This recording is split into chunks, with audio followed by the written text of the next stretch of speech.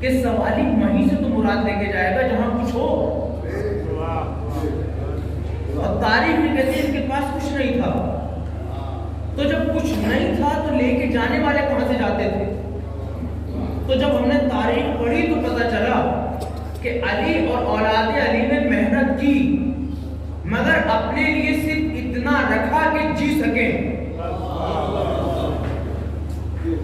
باقی سب رسول کی تعلیمات پر اور قرآن کی اکارڈنگ عمل کرتے ہوئے راہ خدا میں خرچ کر دیا. اب یہاں رک کر ہمیں یہ کہنے کا حق ہے کہ اگر ہم لشکر کے سردار کی بات نہیں مانیں گے تو باغی کہلائیں گے. اگر خاندان کے بزرگ کی اطاعت نہیں کریں گے تو غدار کہلائیں گے. میں لفظوں کو بڑے محتاط انداز سے چچا بیان کروں گا. اگر ہم اپنے بزرگوں کی تعلیمات پر عمل نہیں کریں گے تو بے ادب کہلائیں گے. تو اگر یہ تینوں چیزیں ہیں تو پھر تاریخ اسلام سے جو ہم نے تعلیم لی ہے کہ اپنے پاس اتنا رکھو کہ کھا کے جی سکو, باقی ضرورت مندوں تک پہنچا دو. تو اب اسلام کے آئینے کو مجلس کی صورت میں دیکھتے ہوئے بتاؤ ہمارے پڑوس میں کتنوں کے پیٹ بھرے؟ اگر نہیں بھر پائے, ہم کسی بھوکے کو کھانا نہیں کھلا پائے تو ہمیں ایک لمحے کے لیے اپنا محاسبہ کرنا پڑے گا اور پوچھنا پڑے گا قبلہ کیا مرنے کے بعد یہ دولت میں ساتھ لے کے جاؤں گا, مرنے کے بعد یہ زمین اپنے ساتھ لے کے جاؤں گا, مرنے کے بعد یہ رشتہ داری اپنی قبر میں لے کے جاؤں گا. تو کائنات کا دنیاوی بنایا ہوا امیر وصیت میں جملے کہتا نظر آئے گا جب میں مروں تو کفن سے باہر میرے ہاتھ رکھنا, میری راہ میں دولت بچھا دینا, طبیبوں سے میرا جنازہ اٹھوانا. کاش آپ کے ذہن وہاں تک پہنچ جائیں. میری راہ میں دولت بچھا دینا, جنازے کے باہر کفن سے باہر میرے ہاتھ رکھنا, طبیبوں سے میرے جنازے کو اٹھوانا. پوچھنے والوں نے پوچھا سرکار اس وصیت کی وجہ کیا ہے؟ کہا میں دنیا کو پیغام دینا چاہتا ہوں یہ دولت مجھے بچا نہیں پائی. نہیں تو فرما لے یہ دولت مجھے بچا نہیں پائی. یہ حکیم جن پر تم بھروسہ کرے بیٹھے ہو یہ میرا تابوت اٹھا کے بچا رہے ہیں کہ موت ان کے اختیار میں نہیں ہے, موت ان کے اختیار میں نہیں ہے. جنازے کے باہر میرے ہاتھ بتائیں گے آدمی خالی آیا تھا خالی چلا جائے گا. یہ ہے کردار اہل بیت علیہ السلام جو اہل بیت سنانا چاہتے ہیں. ورنہ شہزادی نے تاریخ اسلام گواہ ہے امیر المومنین کی قدم قدم پہ مدد کی. یہ ایک نور کے 2 ٹکڑے تھے. یہ ممکن نہیں کہ امیر المومنین سخاوت کرے اور فاطمہ طریقے کار نہ ہو. ورنہ میں تاریخ سے پوچھنا چاہتا ہوں, اپنے نوجوانوں سے بزرگوں سے پوچھنا چاہتا ہوں کہ شہزادی کے ہاتھ میں چھالے کن چیز کے تھے؟ تاریخ سے تاریخ ملائیں گے تو جواب ملے گا. مسندہ سے مجلس نہیں پڑھ پاتا, سرکار معاف کیجیے گا. میں پوچھنا چاہتا ہوں کہ شہزادی کے ہاتھ میں چھالے پڑے تو پڑے کیوں جبکہ گھر میں 6-7 نفر ہیں؟ ایک دن جناب فضہ کام کرتی ہیں, ایک دن بی بی فاطمہ کام کرتی ہیں, جناب فاطمہ جناب فضہ سے ایک دن زیادہ کام کرتی ہیں, مگر اتنا آٹا تو نہیں پیسا جاتا کہ ہاتھ میں چھالے پڑ جائیں, اضافی کھانا تو نہیں بنتا کہ ہاتھ میں چھالے پڑ جائیں. مگر یہ چھالے پڑے کیوں؟ ان چھالوں کا راز تو شہادت علی کے بعد پتہ چلا. جب کوفے سے آوازیں آئیں ہمیں روٹیاں دینے والا کہاں گیا؟ تھوڑا سا سما کو بلند کر لیجیے گا. جب کوفے سے آوازیں آئیں ہمیں روٹیاں دینے والا کہاں چلا گیا؟ جب میں نے یتیموں کی بھوکوں کی آواز سنی کہ روٹیاں دینے والا کہاں چلا گیا, میں نے مدینے کا رخ کر کے کہا اے بی بی آج تیری عظمت کا پتہ چلا. وہ چھالے اولاد کے خاطر نہیں پڑے تھے, وہ چھالے ثواب کے خاطر پڑے تھے جو مسلمان کے لیے بات کرتے ہیں. سلوات پڑھیں ملت محمد.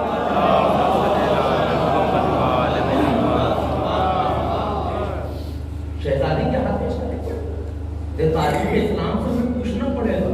ہمیں صرف ذاکرین کی بیان کرتا باتوں پہ اکتفا نہیں کرنا ہے کہ ذاکرین نے پڑھ دیا اور ہم خاموشی کو اختیار کر لیں اور کہتے ہیں بس یہی. ہمیں کتابوں میں اس کو تحریر کرنا پڑے گا, ہمیں ملانا پڑے گا کیونکہ ہماری میراث کتابیں ہیں, ہماری میراث قرآن مجید ہے, ہماری میراث صحیفہ بی بی فاطمہ ہے, ہماری میراث صحیفہ سجادیہ ہے. جس طرح ذاکرین نے کہہ دیا کہ شہزادی نے کبھی امیر المومنین سے کوئی مطالبہ نہیں کیا, یہ بات حقیقت ہے, اس سے انکار نہیں ہے.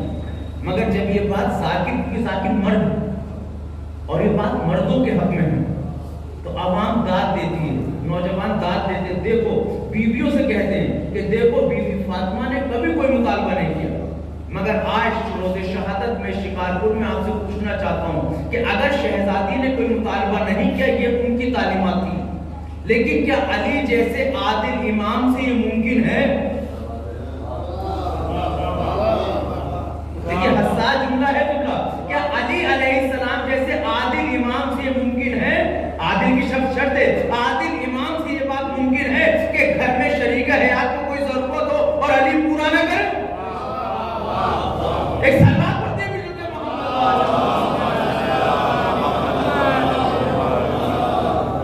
اس انداز سے تھوڑا بولے کیا ممکن ہے؟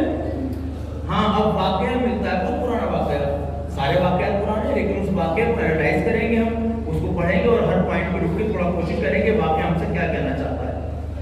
جب تاریخ کہتے ہیں کہ زیادہ اسرار ہو اور اسرار کس انداز، کیونکہ جو خاتون ہم لے کے آئے ہیں اپنے گھر پہ آ کے وہ ہماری کنیز نہیں ہے، اور شریعت نے تو کنیز پہ بھی ظلم کرنے کا ادھیکار نہیں دیا۔ جس بیٹی کو ہم بیاہ کے لائے ہیں، آپ سب صاحب اولاد ہیں، آپ کی بھی بیٹیاں ہوں گی، اللہ ہر بیٹی کو سلامت رکھے، ہر باپ کو سلامت رکھے، اپنی بیٹی کو رخصت کیا ہے۔ جس بیٹی کو ہم بیاہ کے لائے ہیں، آج آپ کے گھر میں اس کے پاس اس کی سننے والا کون ہے؟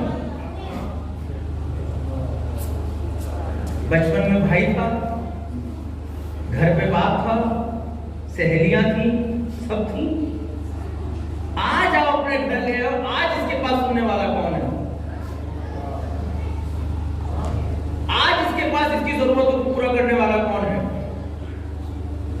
آج اس کی جائز حاجت کو پورا کرنے والا کون ہے؟ ایک شوہر کے علاوہ کوئی دوسرا ہے؟ تو شادی شدہ کی 2 رکعت نماز 70 رکعت میں ایسی نہیں بدلتی، کیونکہ خالق کائنات نے اس کو شریک حیات کا تحفہ دیا ہے، اب اس کی ذمہ داریاں اٹھانی پڑیں گی۔ تو جب آدمی ذمہ داریاں اٹھا کے منصب کو بڑھاتا ہے تو اس کو ثواب بھی زیادہ ملتا چلا جاتا ہے، کیونکہ اس کے کاندھوں پہ ذمہ داریاں زیادہ آتی چلی گئی۔ اب یہی مطالبہ شہزادی کا، شہزادی نے کبھی نہیں مانگا، لوگ کہتے ہیں نہیں مانگا شہزادی، جبکہ ایسا نہیں کہ معاذ اللہ شہزادی غربت سے آئی تھی۔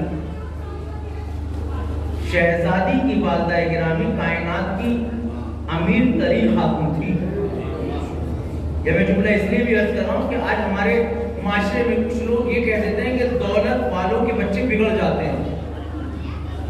میں نے بہت سچ جملہ تھا، بہت آسانی سے کہوں گا کہ جن کے گھر میں دولت قبلہ آ جاتی ہے ان کے بچے بگڑ جاتے ہیں۔ میں یہاں پر جملہ کہتا ہوں کہ دولت اگر حق اور ایمان کی ہے،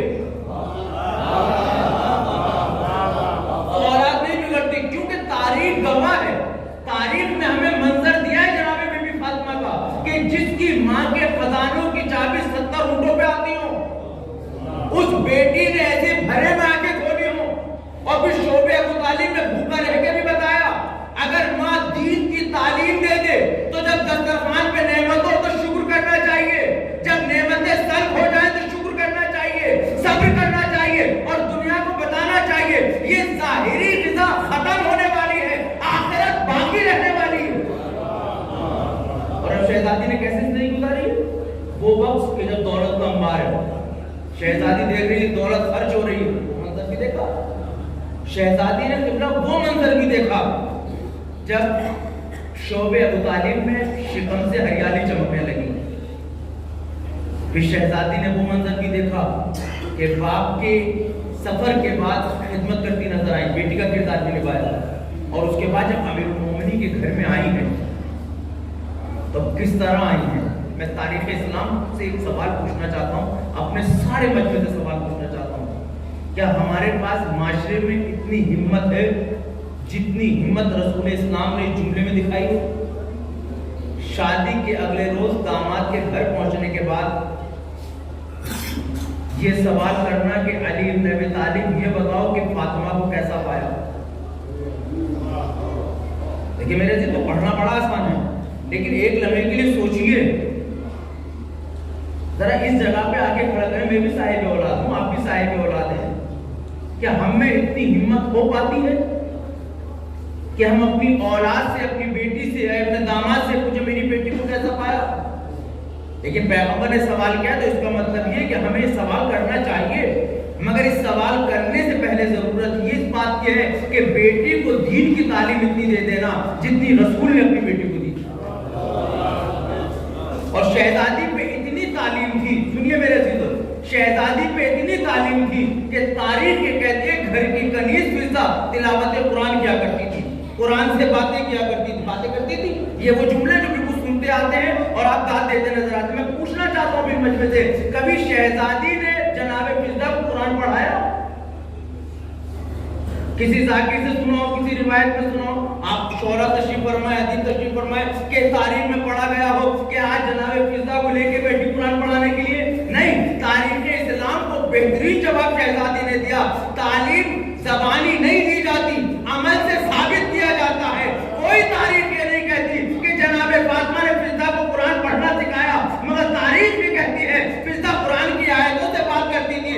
اس کا مطلب یہ قرآن پڑھایا نہیں جاتا، قرآن پہ عمل کرنے لگو، معاشرہ پڑھنے لگے گا، سیکھنے لگے گا. سلوات پڑھنے بھی لگے گا.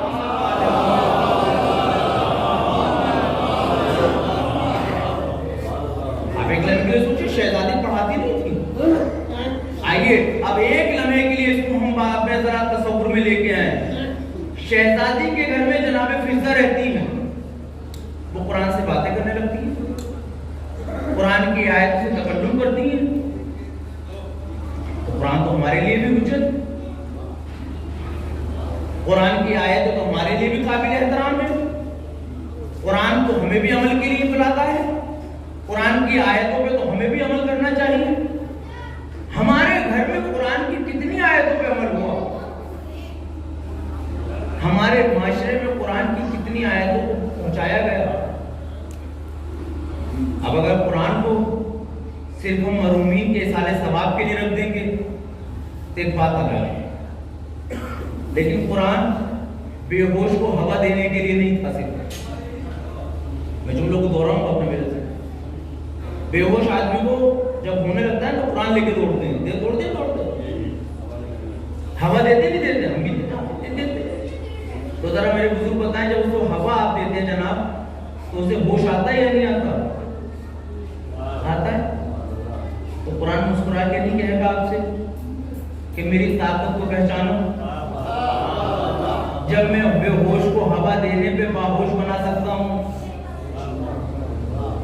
اگر تم میری آیتوں کو پڑھ کے زندگی میں ڈھال لو.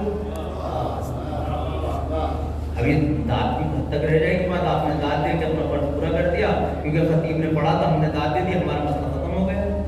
لیکن کیا روز محشر قرآن ہم سے سوال نہیں کرے گا کہ جن فضیلتوں کو دیکھ کے آپ نعرہ لگاتے تھے وہ فضیلتیں آپ کے گھر میں کیوں نہیں پائی گئی؟ بھئی اہل بیت علیہ السلام کی فضیلتوں پہ تو نعرہ لگایا نا ہم نے. مولا کائنات نے روٹی بانٹی تو ہم نے کہا خوشبو ہونا چاہیے. مولا کائنات نے یتیم کی پرورش کری، خوشبو ہونا چاہیے. مولا کائنات نے بے سہارا کو سہارا دیا، خوشبو. یہ اہل بیت نے جو کیا. تو سوال یہ کہ جو کام اہل بیت کرتے گئے اس میں سے کتنے کام ہم نے کیے؟ شہزادی کے حوالے سے پوچھیں، ان میں سے کتنے کام ہم نے کیے؟ ہم نے انجمن بنائی ہے، بنانی چاہیے، لیکن اس انجمن میں کوئی فنڈ ایسا رکھا جو کسی غریب بچے کی فیس ادا کر سکے؟ ہم نے اپنی انجمن میں کوئی فنڈ ایسا رکھا جو کسی کے گھر میں موت ہو جائے تو ایک وقت کا اس کے گھر کا خرچ اٹھا سکے؟ ہم نے اپنی انجمن میں کوئی فنڈ ایسا رکھا کہ اگر کوئی بیمار علاج کے لیے پیسہ نہ رکھا ہو تو ہمت کر کے اس کو اسپتال میں سید سجاد کے نام پہ ایڈمٹ کرا کے اس کا علاج کرا سکے؟ کوئی بچی اگر شادی سے صرف جہیز کی وجہ سے گھر بیٹھی ہو تو ہم نے کوئی بجٹ ایسا رکھا ہو کہ ہم قوم کے اعتبار سے، کیونکہ ہر بیٹی قوم کی بیٹی ہے، اس کو اس کے گھر تک پہنچا دیں؟ اگر نہیں ہے تو ہمیں ان مجلسوں سے اور اپنے آپ سے سوال کرنا چاہیے، کیونکہ امیر المومنین اور اہل بیت علیہ السلام نے اپنوں کو نہیں دیا ایسے. جو اس در پر آ گیا وہ لے کے گیا. میں لفظوں کو بدل کے کہہ سکتا ہوں کہ آج ہم اپنوں کو دیتے میں شرماتے ہیں، اپنوں کو نہیں دے پاتے، لیکن پوری تاریخ اسلام گواہ ہے کہ اہل بیت کے در پہ مانگنے والے سب اپنے نہیں تھے، لیکن اہل بیت نے سب کو دیا، جس کے لیے میں دلیلاً ایک واقعہ آپ کے سامنے پیش کروں گا، اور وہ واقعہ بہت سارے سوالوں کا جواب دیتا چلا جائے گا۔ ایک بڑا حسین واقعہ آپ بچپن سے سنتے آئے ہیں، اور اب بزرگ تو بہت سنانے کتنی بات آ کے سے سنا کہ کبھی کوئی تو فرمائش کرو، فرمائش میں انار کا مطالبہ ہوا، یہ ہوا واقعہ سنا ہوا ہے، پرانا محلہ ہے، گلیاں نہیں نکالنے کی کوشش کرتے ہیں، سوچتے ہیں ذرا اس کے اوپر۔ تو میرا مشاہدہ اور سوال آپ سے یہ کہ جب جناب فاطمہ نے سے نہیں مطالبہ کیا، یعنی حاجت طلب کی، حاجت بیان کری مولا کائنات کے اسرار کے اوپر، تو حضرت علی علیہ السلام معاذ اللہ خالق کبھی نہیں ہوتے تھے۔ حضرت علی کی جب زندگی پڑھیں گے تو حضرت علی نے اپنی زندگی میں بہترین کاروبار کیے ہیں۔ حضرت علی نے اس زمانے میں کنویں کھودنے کا کام سب سے زیادہ اہم تھا، تاریخ اسلام پڑھیے گا، کنویں کھودے عوام کے لیے، اور کنویں کھودنے کے بعد وقف الناس کر دیے، وقف العوام کر دیے کنویں، تاکہ کوئی بھی پیاسا پانی کے سبب نہ رہنے پائے، کنویں کھود کے وقف کر دیے۔ امیر المومنین علیہ السلام نے راہوں میں باغ لگائے، درخت لگائے، تاکہ اس پھل سے بھوکے لوگ پیٹ بھر سکیں، یہ امیر المومنین علیہ السلام کا کام ہوتا تھا۔ تاریخ کہتی ہے کہ امیر المومنین نے پوچھا شہزادی کچھ چاہیے؟ کا ایک انار مل جاتا۔ اب ذرا میرے دوستوں، میرے بزرگوں جو واقعہ سنتے رہتے ہیں، بتائیں کیا حضرت علی کے پاس پیسے تھے انار دینے کے؟ قبلہ تھے پیسے اس وقت؟ دیکھیے اگر پیسے ہوتے تو مارکیٹ سے خرید کے لاتے، لیکن حضرت علی علیہ السلام اس انار کے خاطر یہودی کے باغ میں مزدوری کرنے گئے۔ کہاں مزدوری کرنے گئے؟ یہودی کے باغ میں۔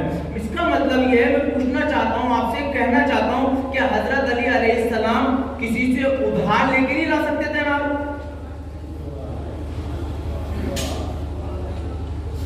آج ادھار لے آتے، چچا سے کہتا کچھ دے دو، میں کل واپس کر دوں گا، لیکن حضرت علی علیہ السلام کیونکہ لوگوں کے لیے نمونے عمل ہے، حضرت علی علیہ السلام لوگوں کے لیے نمونے عمل ہے، آئیڈیل ہے، ہم کیسے زندگی گزارے ہیں۔ حضرت علی علیہ السلام نے اس محنت کرنے کو جانے کے لیے، جانے کے بعد ایک مثال قائم کری کہ شریک حیات کی جائز خواہشات پورا کرنا آپ پر واجب ہے، مگر ادھار کی کمائی سے نہیں، محنت کی کمائی سے۔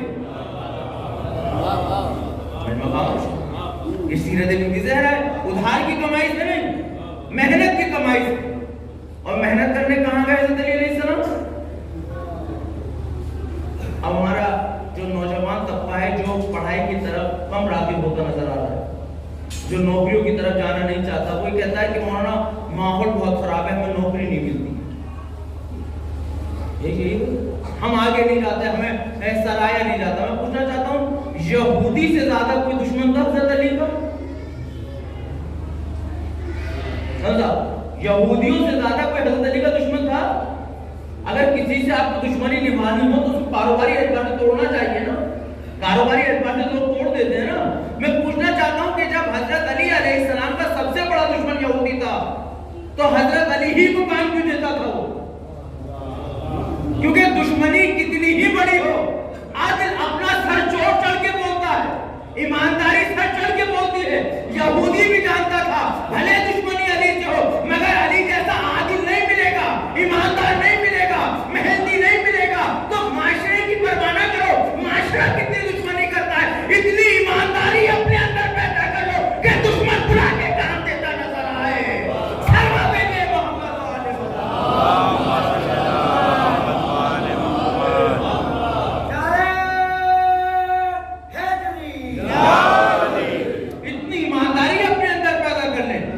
اتنا ہنر اپنے اندر پیدا کر لیں کہ ضرورت بن جائے لوگوں کی۔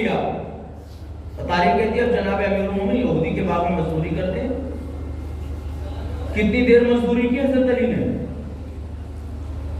سوال کرنا چاہیے تاریخ اسلام سے، کتنی دیر مزدوری کی حضرت علی نے؟ دیکھیے ایک بات اپنے ذہن میں رکھیے گا کہ اہل بیت قرآن ناطق اور قرآن کی آیتیں قرآن سامی تھی۔ تو جس طرح خالی تلاوت قرآن کرنے سے ثواب ملے گا، زندگی میں بدلاؤ نہیں آئے گا، بلکہ قرآن کہا کیا فلا یتدبرون قرآن، قرآن کی آیتوں میں غور و فکر کرو۔ تو جب تک آپ غور و فکر نہیں کریں گے زندگیاں نہیں بدلیں گی میرے نوجوانوں۔ اسی طرح اہل بیت علیہ السلام کے واقعات سن کے خوش ہو جانا یہ صحیح ہے، مگر یہ زندگی نہیں بدلے گا، کیونکہ یہ قرآن ناطق ہے۔ تو جس طرح قرآن کی آیتوں میں غور و فکر کرنا ڈاکٹر صاحب ضروری ہے، اسی طرح اہل بیت کے واقعات میں بھی غور و فکر کرنا ضروری ہے۔ یہ واقعہ کیوں ہوا، یہ واقعہ کیا چاہتا ہے، یہ واقعہ ہم سے کیا کہنا چاہتا ہے۔ اب حضرت علی مزدوری کر رہے ہیں وہاں پر، کتنی دیر مزدوری کر رہے ہیں حضرت علی؟ تاریخ کہتے ہیں کہ اتنی دیر مزدوری کری کہ ایک انار خرید سکے۔ میں پھر یہاں رکا اور میرے رکنے کے بعد مولا کائنات سے سوال کرنے کی ضرورت تھی، مولا گھر سے آنے میں بھی وقت لگا ہے، گھر جانے میں بھی وقت لگے گا، اوور ٹائم، میرے نوجوان اس بات کو شاید سمجھیں گے، تھوڑی دیر اور کام کر لیں، ضرورت سے زیادہ لے لیں، کل پھر کام آ جائے گا۔ مگر جیسے ہی میں سوال و جواب کر رہا تھا مجھے حضرت علی کی ایک حدیث یاد آ گئی کہ اے امت مسلمہ، تمہیں چاہیے کہ اپنی زندگی کو 3 حصوں میں بانٹو۔ ایک حصہ عبادت الہی کے لیے رکھو، ایک حصہ آرام کے لیے رکھو، ایک رزق حلال کے لیے رکھو۔ دوسری حدیث میں ملا کہ اپنے حصے کو 4 حصوں میں بانٹو زندگی کو، ایک آرام کے لیے رکھو، ایک رشتہ داری کے لیے رکھو، سوسائٹی کے لیے رکھو، ایک کاروبار کے لیے رکھو، ایک اولاد کے لیے رکھو۔ بات وہی ہے، چاہے 3 میں بانٹے یا 4 میں بانٹے۔ میں نے کہا کیا مطلب؟ کہا کہ میں جن کے لیے کما رہا ہوں اگر انہیں کو وقت نہ دے پاؤں تو یہ خلاف عدل ہے، اور میں عادل ہوں، میں اپنے ماننے والوں کو پیغام دینا چاہتا ہوں خوب محنت کر کے کماؤ، مگر اتنی ہی دیر کماؤ کہ جن کے لیے کما رہے ہو ان کو سامنے بٹھا کے کھلا بھی سکو اور تربیت بھی دے سکو۔ ایک سلام پر دے بھی لکھے محمد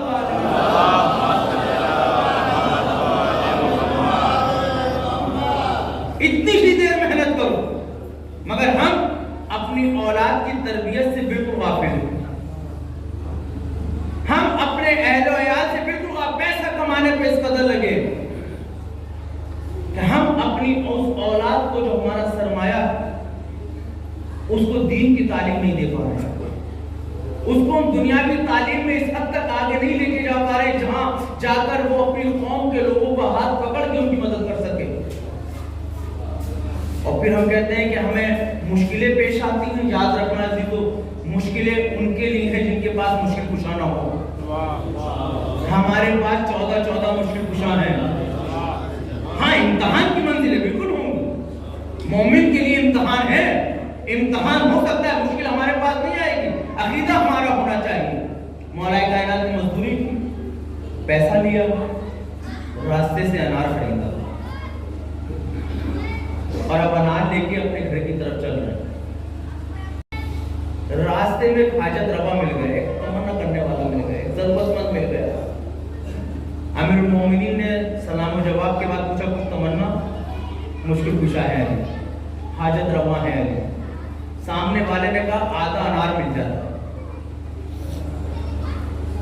یہ تعجب کی بات نہیں ہے؟ یہ ہر نوجوان سے میرا سوال ہے جس کی نئی شادی ہوئی، بزرگوں سے معذرت کے ساتھ، اس مانگنے والے کو کیسے پتا چلا کہ علی کے پاس انار ہے؟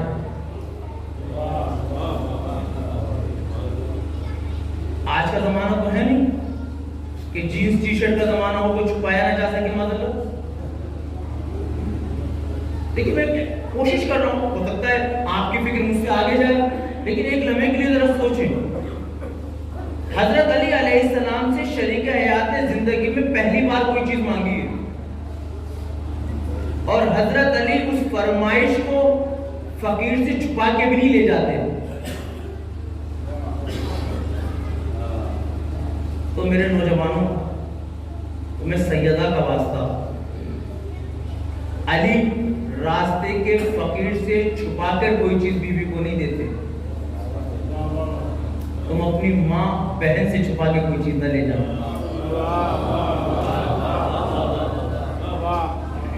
یہ ہمارے ذہن میں غلط ہے کہ ہماری بہن اگر بیوی کی خواہشات پوری کرے گی تو ماں جلے گی، بہن جلے گی، ماں اور بہن کبھی نہیں جلتی۔ اللہ نے ان کے سینے میں وہ دل رکھا ہے، یہ تو اپنے دسترخوان کی روٹی، اپنے آگے کا لقمہ تم پر باندھنے کو تیار رہتے ہیں۔ دنیا میں اگر کسی عورت کو سب سے زیادہ کسی پہ بھروسہ ہوتا ہے تو ایک بہن کو بھائی پہ ہوتا ہے، ماں کو اپنی اولاد پر ہوتا ہے۔ یہ تو اس معاشرے کی گندگی ہے جس نے ماں اور بہن کے تصور کو حذف کر دیا۔ ورنہ بہنیں تو بھائیوں کے حق میں دعا کرتی ہیں، ماں تو بھائی اولاد کے حق میں دعا کرتی ہے۔ یہ ہماری بدقسمتی ہے کہ جن ماں باپ نے ہمارے قدم قدم پہ فرمائشیں پوری کی ہوں، جن ماں باپ نے بیماری میں ہمارے راتوں کو جاگنے کے بعد تیمارداری کی ہو، جن ماں باپ نے سردی کے موسم میں ہمیں سینے سے لگا کے لٹایا ہو، یہ تو ہماری بدقسمتی ہے کہ ہم اس دنیا کی چکا چوند میں اتنے کھوئے کہ کوئی اچھی چیز موسمی خرید کے ماں کی خدمت میں پیش نہ کر پائے۔ یہ تو ہماری بدقسمتی ہے کہ تھکا ہوا باپ جب گھر میں مزدوری یا آفس سے آیا تو ہم اس کے قدم نہ دبا پائے۔ یہ تو ہماری بدقسمتی ہے کہ گھر میں کام کرتے کرتے جب ماں تھک گئی، کبھی جوانی کے جوش میں آ کے ہم نے یہ نہ کہا ہو لا ماں آج تیرے ہم قدم دبا دیں، لا ماں تیرا آج ہم سر دبا دیں۔ پھر تاریخ اسلام کہاں ہے؟ پھر اسلام کی تعلیمات کہاں ہے؟ اسلام کی تعلیم تو یہ کہتی ہے جب تم پر کوئی مصیبت آ جائے تو ماں کا وسیلہ دے کے دعا کرو، اگر ماں تمہارے درمیان موجود نہ ہو تو قبر پہ جا کے اس کا وسیلہ دے کے دعا کرو، اور اگر قبر کبھی پتہ نہ ہو تو قبرستان میں تصور میں ایک قبر بنا کے اللہ سے کہو اے میرے مالک تجھے میری ماں کا واسطہ میری مشکلوں کو آسان کر دے۔ میرے نوجوانوں، ماں باپ کو فراموش نہ کرنا۔ اور جب میں نے یہاں تک بات کہہ دی ہے تو جناب زینب کے صدقے میں جملہ کہتا چلا جاؤں گا کہ اگر اللہ نے تمہیں توفیق دی ہے تو جیتے جی اپنی بہن کو اس کی ماں سے ملنے سے نہ روک دینا، کیونکہ تاریخ اسلام ہے کہ جب امیر المومنین نے جناب زینب کی شادی کی ہے تو یہ شرط رکھی ہے بہن کو بھائی سے جدا نہیں کرو گے۔ یہ بڑی سامنے کی بات آپ کے درمیان رکھ رہا ہوں۔ ایک ماں کو سکون ہوتا ہے کہ میرا بچہ کمانے لگا ہے، شاید کچھ بیٹیوں تک پہنچا دے، اور ہم آنے والی کی محبت میں اتنا کھو جاتے ہیں کہ اس بہن کے حق کو اپنا حق سمجھ کے استعمال کرنے لگتے ہیں۔ یہ ناانصافی تو وہاں سے شروع ہوئی جب باپ نے جہیز دیا، میراث نہیں۔ میں نے بات کہی ہے، کاش آپ تک پہنچ جائے۔ اور باپ جہیز دینے کے بعد مقروض ہو گیا، لیکن اگر میراث دی ہوتی تو کبھی مقروض نہ ہوتا، کیونکہ جہیز ہمیشہ معاشرے کے اعتبار سے دیا جاتا ہے، میراث حیثیت کے حساب سے دی جاتی ہے۔ حیثیت میں واجب ادا ہوتا ہے، معاشرے میں قرضے میں ڈوبتا۔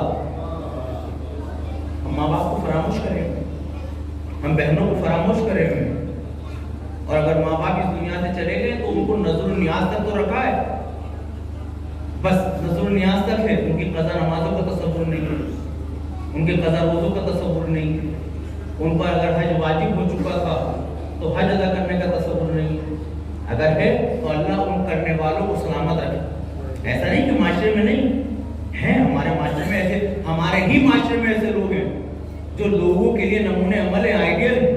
کس طرح ماں پالتی؟ ایک لمحے کے لیے سوچو، جب آپ چھوٹے سے رہے ہوں گے تو اس ٹھنڈ میں ماں کا کردار کیا رہا ہوگا ہمارے ساتھ؟ جو صاحب اولاد ہیں، جن کے بچے ہیں بھی چھوٹے چھوٹے، وہ ذرا سوچو کہ ہم کس طرح اپنے بچوں کو کور کرتے ہیں جناب، کس طرح سنبھالتے ہیں۔ کیا ہم اپنے ماں باپ کے ساتھ یہ سلوک کر پا رہے ہیں؟ نہیں کر پا رہے ہیں تو ہمیں شہزادی کے صدقے میں سیکھنا چاہیے۔ اور یہ خرابیاں وہاں پیدا ہوتی ہیں کہ جب لڑکا اپنے لیے بیوی لے کے آتا ہے، بچوں کی ماں لے کے نہیں آتا۔ میں نے حدیث کا اکارڈنگ کیا، شاید آپ تک پہنچ جائے، کیونکہ اسلام میں شریک حیات لانے کا حکم نہیں ہے، بچوں کی ماں لانے کا حکم ہے۔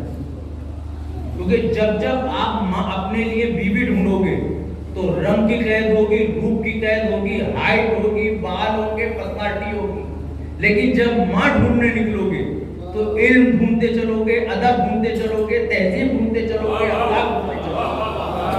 جب اپنے لیے شریک حیات ڈھونڈو گے تو بیٹیاں گھروں میں بیٹھی رہیں گی، جب ماں ڈھونڈو گے تو ایک علمی معاشرہ بن کے نظر آئے گا۔ اور میرا سلام ان ماؤں کو محبت اہل بیت میں اپنی اولاد کی تعلیم و تربیت کی ہے۔ ایسا نہیں کہ بیٹیوں کو پڑھنے کی اجازت نہیں دیتا اسلام، ایسا نہیں کہ مردوں کو اجازت نہیں دی ہے ساری چیزوں کی، اجازت دی ہے، مگر شریعت نے قید لگا دی ہے کہ اپنے گھر میں دین کو اتنا پیوست کر دینا کہ جب گھر سے باہر نکلے تو باہر کے معاشرے کی غلاظت تمہارے دین پہ حاوی نہ ہونے پائے، دین کی چادر ایسی اڑا دینا کہ جب وہ معاشرے میں نکلے تو زینب بن کے نکلے، فاطمہ بن کے نکلے، خدیجہ بن کے نکلے۔ سلوات پڑھیں بھی کیونکہ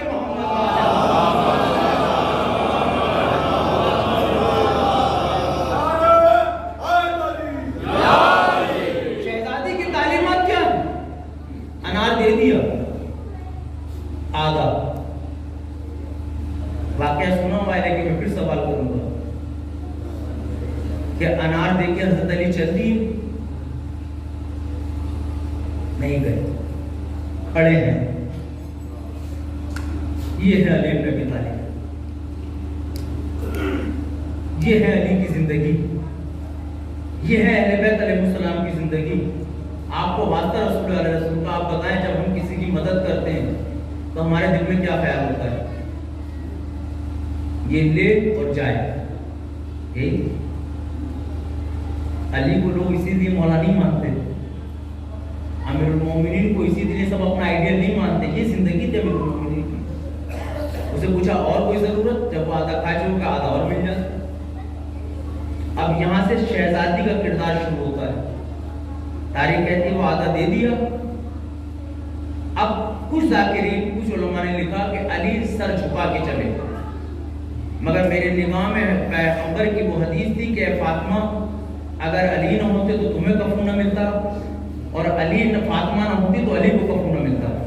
یہ ممکن ہی نہیں کہ علی صحابت کرن فاطمہ کو پتہ نہ چلے، یہ ممکن ہی نہیں کہ بی بی فاطمہ کوئی کام کرے اور علی کو پتہ نہ چلے۔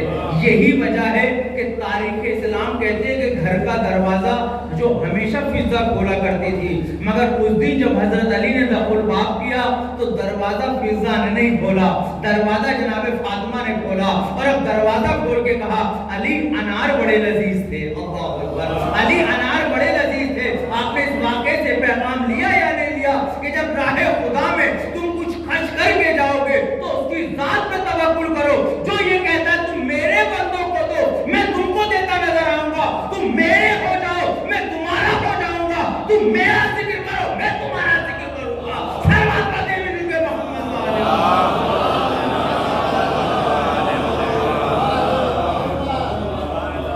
تم میرا ذکر تو کرو۔ یہ ایک شریک حیات اور شوہر کا تال میل، اور جب شریک حیات اور شوہر میں یہ تال میل ہو جاتا ہے تو اب اولاد حسن و حسین نکلتی ہے۔ میں بہت اہم اور حساس بات آپ کے درمیان کہہ رہا ہوں۔ آج اگر ہماری اولاد نافرمان ہوتی نظر آ رہی تو یہ ایکشن کا ریئیکشن ہے۔ کون سا ایکشن کا ریئیکشن؟ ہمارا اپنی شریک حیات پہ ظلم کرنا اور اس کے ذہن میں بیٹھ جانا شوہر تو میرا ہوا نہیں، میں ان بچوں کی تمام خواہشات کو پوری کر دوں، چاہے وہ جائز ہو یا ناجائز۔ لیکن اہل بیت علیہ السلام نے کہا تو اس لفظ دوست میں کچھ تو مانیت ہونی چاہیے، اس دوست میں کچھ تو خاصیت ہونی چاہیے۔ تو میں نے پھر مشکل پہ مشکل کچھ آ کے دیولی پہ قدم رکھا اور میں نے پوچھا مولا ذرا دوست کی تعریف بھی آپ ہمارے سامنے بیان کر دیں، دوست کسے کیسا ہوتا ہے، دوست کی ضرورت کیوں ہے، دوست ہونا کیوں ضروری ہے۔ مولا اچھا پھر یہ بتا دیں بھائی اچھا ہے یا دوست اچھا ہے؟ ہمارے یہاں تو بھائیوں سے دوستی نہیں ہے نا، بھائیوں میں تو دوریاں ہیں نا، دوستی نہیں ہے۔ جب مولا کہنے سے پوچھا کہ مولا جب آپ نے دوست کی اتنی عظمت بیان کی ہے کہ آپ فرماتے ہیں کہ جس کا کوئی دوست نہ ہو منحوس ہے، جس کا کوئی دوست ہو وہ بنا کے دوستی ختم کر دے وہ اس سے زیادہ بڑا منحوس ہے، تو مولا پھر دوست کے معنی کیا ہے، دوست کیسا ہونا چاہیے، یہ پوچھنا چاہیے نا تاریخ اسلام سے۔ اے نوجوانوں کے دوست کے معنی نہیں معلوم کرنے چاہیے تاریخ اسلام سے؟ تو مولا سے پوچھا کہ مولا اچھا پھر یہ بتائیں کہ دوست بہتر ہے یا بھائی، بھائی بہتر ہے یا دوست؟ مولا کائنات امیر المومنین مسکرا کے کہا بھائی اگر دوست ہو، بھائی اگر دوست ہو۔ کہا مولا کیوں؟ دیکھیں دلیل دیکھیں مولا کی، کہا مولا کیوں؟ تو مولانا فرمایا کیونکہ دوست کی مثال سونے ہیرے کی طرح ہے، بھائی کی مثال سونے کی طرح ہے. ہیرا ٹوٹ کے کبھی نہیں جڑے گا، سونا خراب ہو کے پھر صحیح ہو جائے گا. اور مجھے حق ہے کہ میں ممبر سے شہزادی کے حوالے سے اپنے نوجوانوں سے کہوں کوشش یہ کرو کہ بھائیوں سے دوستی کر لو. اور جب بھائیوں سے دوستی کرو گے تو صرف بھائی وہی نہیں ہے کہ جس نے ماں کی کوکھ سے جنم لیا ہو. سارے کے اسلام میں مسلمان کا بھائی ہے.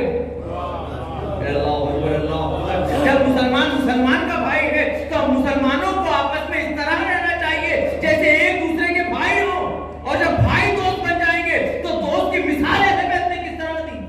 کیا مثال دی امیر المومنین نے کہ دوست کسے کہتے ہیں؟ مولانا نے فرمایا دوست وہ ہے جو آئینے کی طرح ہو. شیشے کا کاروبار ہوتا ہے اکثر گھروں میں. دوست کی مثال دی جو آئینے کی طرح ہو. میں نے پوچھا مولا آئینے کی صفت کیا ہے؟ کہ آئینے کی صفت کے لیے آئینے کے سامنے کھڑے ہوئیے. یہ آئینہ ہے.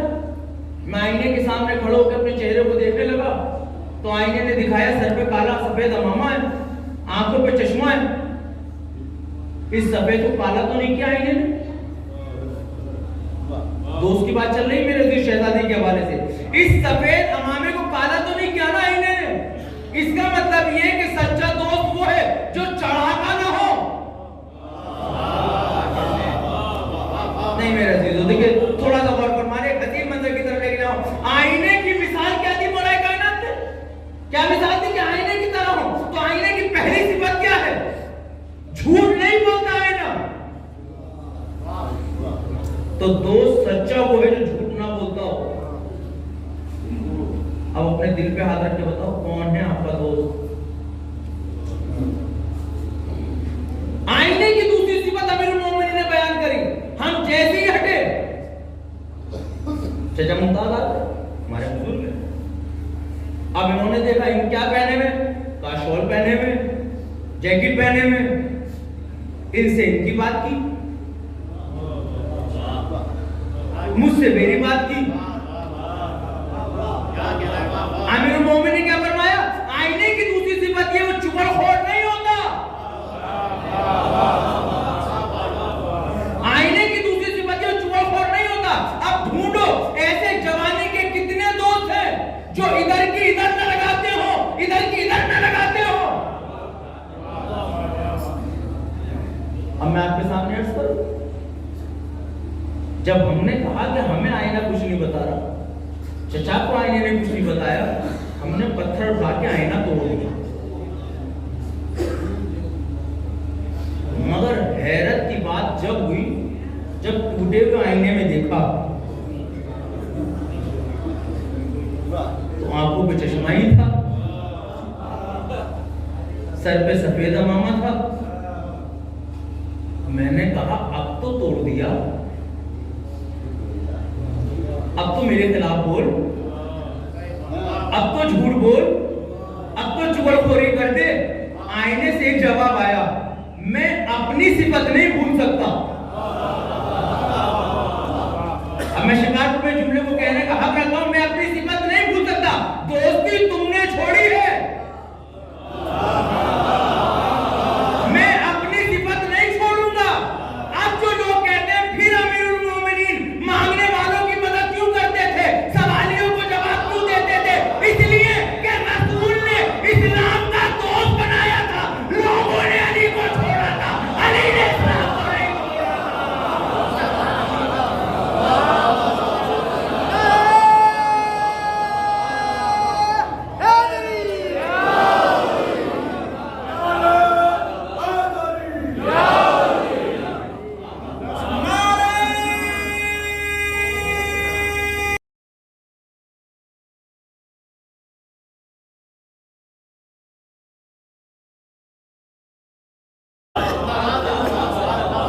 اس کی بھی مدد کرتے ہیں، لوگوں نے چھوڑا. لیکن ان کو تو نبی نے خلیفہ بنایا نا، نبی نے جانا چاہیے بنایا. قرآن کی حدیث سے ہیں. تو یہ جو مدد لینے آیا کرتے تھے اپنے لیے مدد کوئی لیتے تھے، اسلام کے نام پہ آتے تھے. تو لوگوں نے چھوڑا، تعلیم بھی نہیں چھوڑا. بس میں نے اپنی مجلس کو تمام کیا. اب مجھے بتائیں نوجوانوں کتنے دوست تمہارے پاس ایسے ہیں؟ جو تم سے کہتا ہوں بھائی بہت دیر ہو گئی، چلو اپنا گھر کا کام بھی دیکھ لو، چلو بہت دیر ہو گئی باہر کھڑے ہوئے، چلو فرش عذاب پہ بھی بیٹھ جائیں،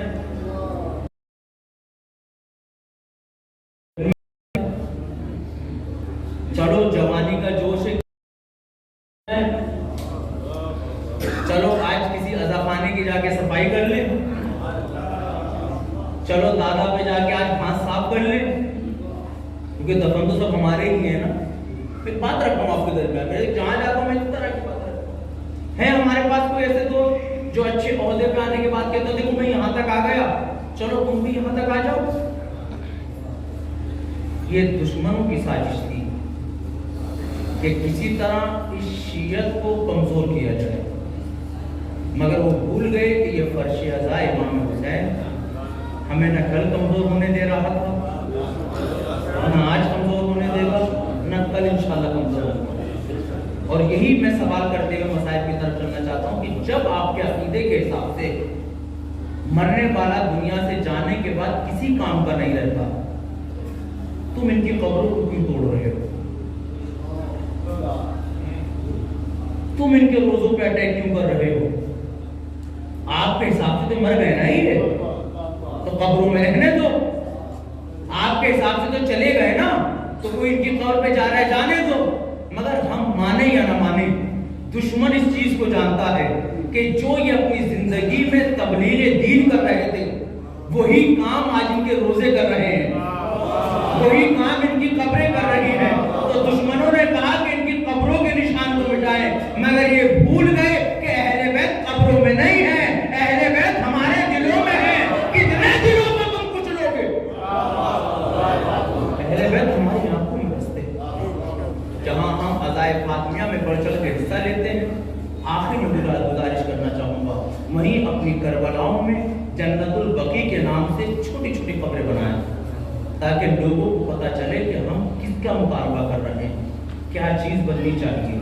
کیونکہ جس شہزادی کی ہم اولاد ہیں، جس شہزادی نے ہمیں دعاؤں میں مانگا ہے، اس شہزادی پہ کم ظلم نہیں ہوئے، اس شہزادی کو کم نہیں ستایا گیا ہے۔ اس شہزادی پہ اس سے بڑا کیا ظلم ہوگا کہ باپ کا جنازہ اور بیٹے کو رونے نہ دیا جائے۔ ارباب عزا، میں اکثر اپنی مجالس میں بات کو کہتا ہوں کہ فرش عزا پر بیٹھ کے رونا نہیں ہوتا، یہاں تو غیر بھی رو لے گا، لیکن اگر شہزادی اور اہل بیت کی محبت کبھی جاگے تو جب رات کو بستر پہ لیٹنا نا، تو ان کی مصیبت کو یاد کرنا کہ ان پہ کیا کیا بیتی۔ میں ایک تصور آپ کے سامنے ان کی مصیبت کا رکھنا چاہتا ہوں، اور وہ اگر تصور پہنچانے میں کامیاب ہو گیا تو میرا دلی سے یہاں تک آنا کامیاب ہے، کیونکہ آپ سب کی نیابت میں بھی 4 تاریخوں میں مدینے جا رہا ہوں۔ انشاءاللہ خیریت سے آئیں گے تو آپ کے حق میں دعا کرتا ہوں کہ سوچو ذرا کہ شہزادی کی کیا مصیبت رہی ہوگی کہ شہزادی کی یہ وصیت تھی کہ علی میرے جنازے میں یہ نہ نپائے۔ صدیقہ طاہرہ جو رحمت للعالمین کی بیٹی ہیں، خود رحمت للعالمین ہیں۔ اب یہ جملہ میں نے پڑھ دیا اور آپ نے سن لیا، مگر اب یہ بتائیں کہ مدینہ اس وقت کتنا بڑا تھا؟ چھوٹا سا۔ آپ یہاں روتے ہو تو پڑوس میں خبر ہوتی ہی نہیں ہوتی۔ ہمارے گھر میں کوئی موت ہو جائے تو ہم جب کھل کے روتے ہیں تو پڑوسی کو پتہ چلتا ہی نہیں چلتا۔ میں آپ کو بتاؤں شہزادی کی مظلومیت، میں آپ کو بتاؤں جناب حسین کی مظلومیت۔ ماں کا جنازہ پڑا ہے مگر شہزادے کھل کے نہیں رو پائے۔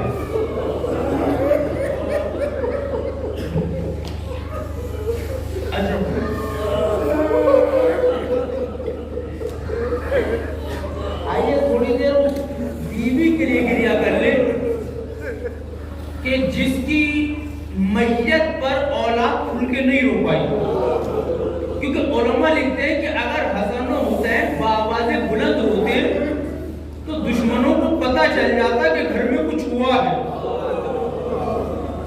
مگر ہائے عظمت فاطمہ تجھ کو میرا سلام،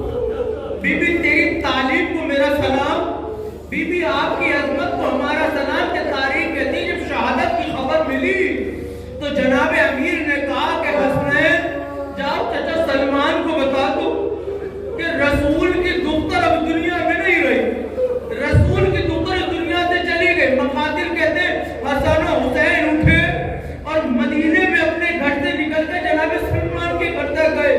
دخل الباب کیا تو جناب سلمان نے پوچھا شہزادو کیا ہوا ہے؟ تو تاریخ میں جملہ لکھا شہزادے کچھ بول تو نہ پائے، عوام میں منہ کو چھپایا، گھٹ کے روئے اور کہا چچا اماں دنیا سے رخصت ہو گئی، اماں دنیا سے رخصت ہوئی۔ تاریخ کہتی ہے یہ شہزادوں کا درد تھا جو کھل کے بیان نہ کر پائے۔ ادھر حسنین کے گھر پہ آئے تو امیر المومنین غسل و کفن میں بھی تھے۔ روایت کہتی ہے جب شہزادی کو غسل دینے لگے تو حضرت علی کی ایک آواز بلند ہوئی، شاید آپ کا ذہن وہاں تک پہنچ گیا، ایک آواز بلند ہوئی۔ میں نے تاریخ سے پوچھا یہ آواز کیسی بلند تھی؟ تو علی نے پہلی بار دل پہ ہاتھ رکھ کے کہا میں تو اپنے آپ کو صابر سمجھتا تھا، میں تو اپنے آپ کو بہادر سمجھتا تھا، مگر ہائے رسول کی بیٹی نے کبھی نہ بتایا کہ میری پسلیاں ٹوٹی ہیں، مجھے کبھی نہ بتایا کہ فاطمہ کتنے درد میں ہے۔ عجب منظر ہے، ٹوٹی پسلیوں کے ساتھ غسل و کفن دے کے جنازے کو گھر میں رکھا گیا ہے۔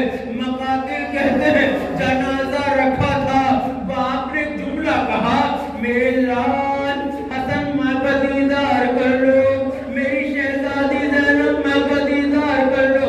مقاتل کہتے ہیں حسن آگے بڑھے، زینب آگے بڑھی، مگر حسین ہے جو سختے کے عالم میں کھڑے ہیں۔ مولا علی کہتے ہیں میرے لال کیا تم ماں کا دیدار نہ کرے گا؟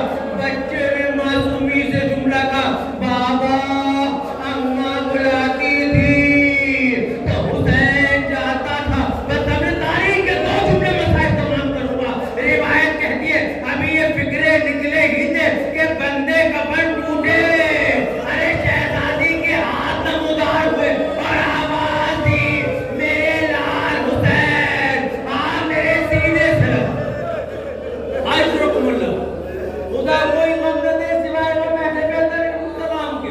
ان ہاتھوں کو تصور میں رکھیے گا۔ تاریخ کہتی ہے حسین ماں کے سینے سے لگے، ایک آواز آئی علی حسین کو ہٹا لو، علی حسین کو ہٹا لو۔ یاد ہے نا شہزادی کی وصیت، علی میرے جنازے کو شب کی تاریکی میں اٹھانا۔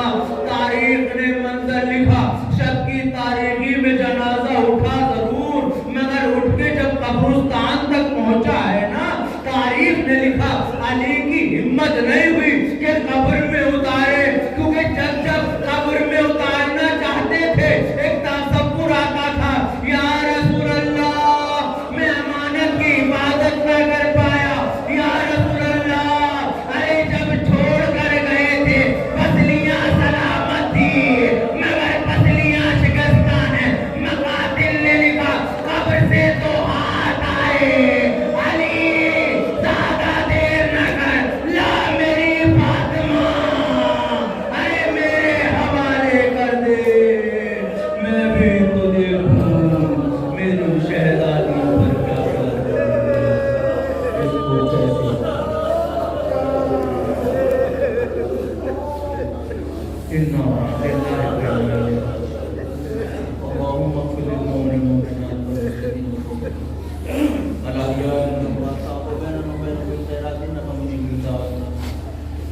پروردگار کے واسطہ محمد ان آوازوں پر رحم نازل کر۔ معبود اگر ہماری عبادت اور قبول کر لے تو اس عبادت کے صدقے میں تیری بارگاہ میں دعا ہے وہ ذرائع فراہم فرما کے جلد سے جنت البقیع کی تعمیر ہو۔ ادائے بی بی زہرا وفا کرنے والوں کی جان مائز و تعاون کی حفاظت فرما۔ ہم سب کو تعلیمات رسول آل رسول پر چلنے کی توفیق عنایت فرما۔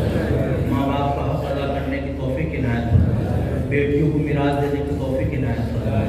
اچھی دوستی کی ساتھ زندگی گزارنے کی زندگی توفیق عنایت فرما۔ جو حج و زیارات کی مشتاق کو مشرف فرما۔ مجاہدین و مزارات کی حفاظت کر رہے کی حفاظت فرما۔ مراجع کرام علماء اعلام کا سایہ ہمارے سر پر قائم دائم۔ مجھے بھی حق میں سے کام لینے کی توفیق عنایت فرما۔ زیادہ دیر نہ لگا امام کی ذمہ داری